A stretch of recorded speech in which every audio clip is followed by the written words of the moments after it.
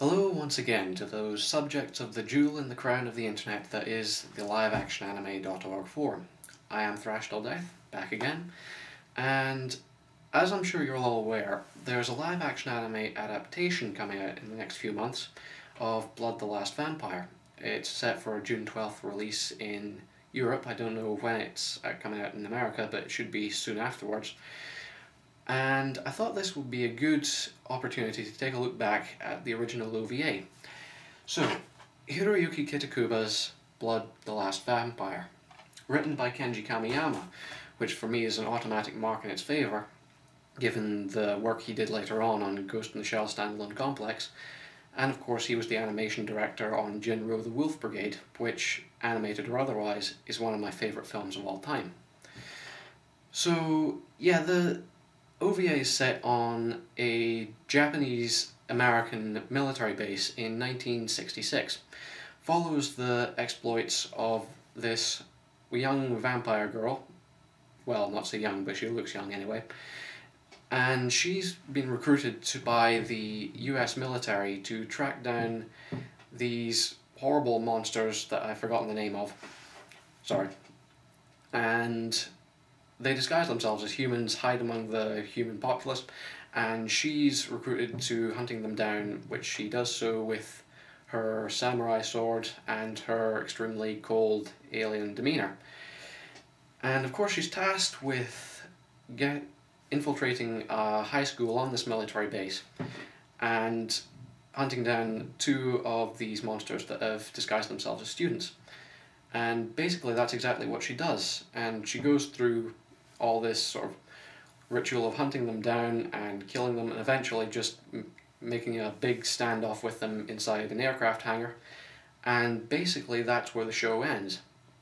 It's only 45 minutes long, odds, and I've heard it berated in quite a few reviews on other anime websites, saying that it doesn't develop the story nearly well enough, there's sort of a wealth of material here, but it only sort of scratches the surface of its own premise. But I think those kind of reviews are sort of missing the point. If Blood the Last Vampire had been a full-length affair, it would have just been a sort of another generic action movie that would have been sort of instantly forgettable.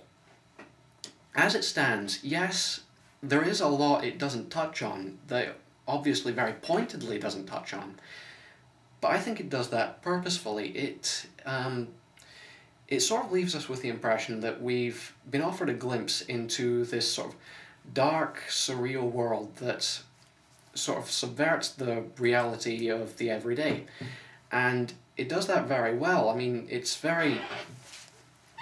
very sort of subversive horror. It's almost evocative of Halloween in some way, in the way that it presents sort of scenes from normality that are sort of warped to match their own sort of surreal, sort of horrific connotations.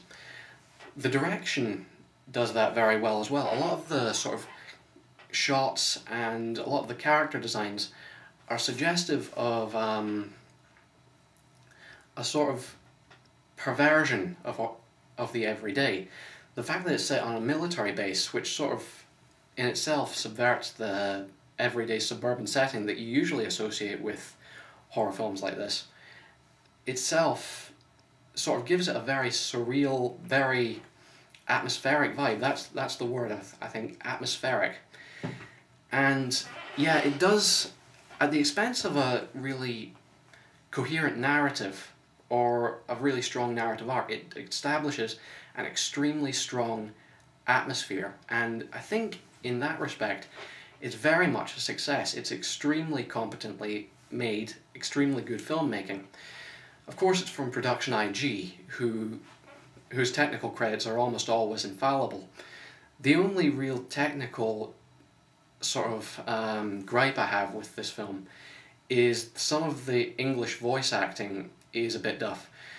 Obviously there's sort of a thing about Japanese-American relations in this film, so that the language keeps changing back and forth between English and Japanese, and so a lot of the English dialogue isn't pulled off particularly well. Particularly with regards to the nurse, who's kind of crucial to this sort of insight into this sort of dark, mysterious world that lurks on a layer just below our own. And she's sort of an integral character to the proceedings. She's the one that sort of gives us this fly-on-the-wall perspective of a much grander, much larger scenario than what we fully see. But a lot of her voice work isn't particularly well done. I think it could have been better. Still, Blood the Last Vampire is an extremely competent accomplishment, I really guess you could call it. It may not carry out a large-scale story, it may not establish a really strong narrative arc, the sort of way we expect from our films these days, but what it does instead is equally valid, I believe, and it is a very strong bit of filmmaking. With regards to the live-action anime, I don't think it's going to be a sort of straight-up adaptation. Judging by the trailer, it's got sort of play up the martial arts angle a lot. It's not going to be set on a military base.